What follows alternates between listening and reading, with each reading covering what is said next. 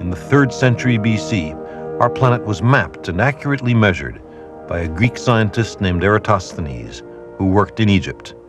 This was the world as he knew it. Eratosthenes was the director of the Great Library of Alexandria, the center of science and learning in the ancient world. Aristotle had argued that humanity was divided into Greeks and everybody else, who he called barbarians, and that the Greeks should keep themselves racially pure. He taught it was fitting for the Greeks to enslave other peoples.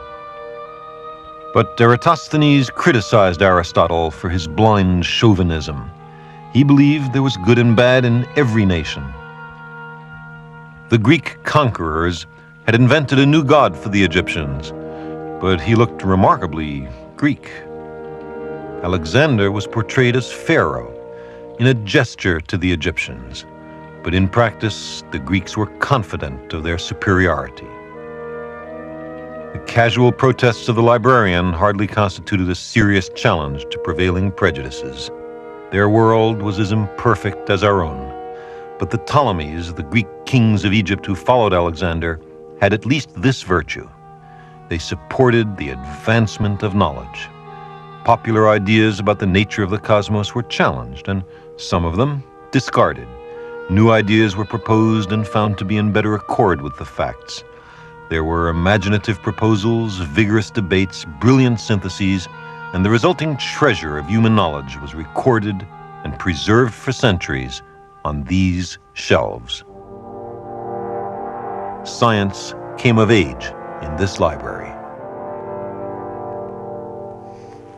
The Ptolemies didn't merely collect old knowledge. They supported scientific research and generated new knowledge. The results were amazing. Eratosthenes accurately calculated the size of the Earth. He mapped it, and he argued that it could be circumnavigated. Hipparchus anticipated that stars come into being, slowly move during the course of centuries, and eventually perish. It was he who first cataloged the positions and magnitudes of the stars in order to determine whether there were such changes. Euclid produced a textbook on geometry which human beings learned from for 23 centuries. It's still a great read, full of the most elegant proofs. Galen wrote basic works on healing and anatomy, which dominated medicine until the Renaissance. These are just a few examples. There were dozens of great scholars here and hundreds of fundamental discoveries.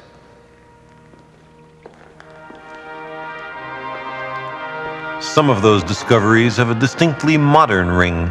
Apollonius of Perga studied the parabola and the ellipse, curves that we know today describe the paths of falling objects in a gravitational field and space vehicles traveling between the planets. Hieron of Alexandria invented steam engines and gear trains. He was the author of the first book on robots.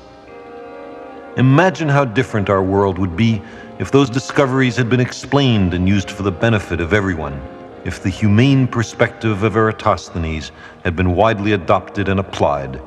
But this was not to be.